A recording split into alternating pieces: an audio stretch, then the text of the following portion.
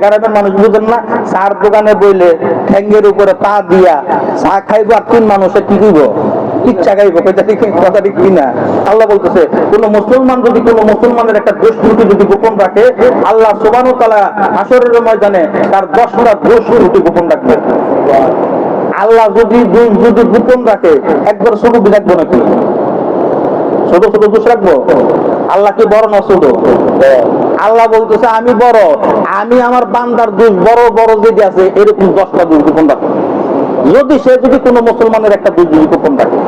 আর আল্লাহ রাসূল বলতেছে তুমি যদি কোনো মুসলমান যদি কোনো মুসলমানের যদি তার অবর্তমানে যদি তার ব্যাপারে যদি কোনো আলোচনা সমালোচনা যদি করে, গীবত শিকায়ত যদি করে, সে যেন তার আপন মৃত ভাইয়ের গোশত খাইবে। কত বড় মারাত্মক কথা! আর আমার মুর্শিদ কাবলা বলছে, দাদা হুজুর কাবলা বলছে যে যারা তোমার অবর্তমানে তোমার সমালোচনা করে তার বাড়িতে মিষ্টি পাঠায়। এক লোকে আরেক লোকের সমালোচনা করতো, হুজুর তো কি আপনি যে সমালোচনা করে আপনি বলো অমুক, আপনি বলো তমুক, তাই না? তো ওই পরের দিন থেকে ওনার বাড়িতে মিষ্টি পাবো শুরু করছে।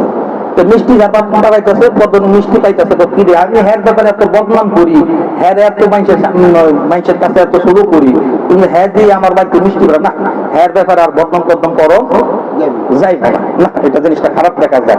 বেচারার বদনাম করি আমি, আর বেচারা আমার বাড়িতে বাড়ায় মিষ্টি, তার বদনাম করুন দেবো না।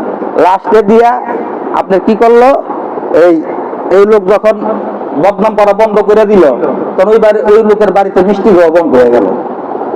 তখন পথের মাঝে দুইজনের সাথে দেখা দেখি, সাক্ষাৎ একে এলাকার আশেপাশে, তো বাইকটা কেউ না, ব্যাপার কি এতদিন মিষ্টি পাঠাইছো, আমাদের মিষ্টি টিষ্টি পারো না, কার কারো কি?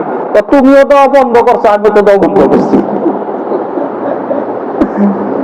তুমি দিলে না আমি কিছু দিতাম, কিছু দিলে কিছু মিলে, কথা দেখি না। তো তুমি তো দেওয়া বন্ধ করছো, আমিও দেওয়া বন্ধ করছি, এটা আবার কি?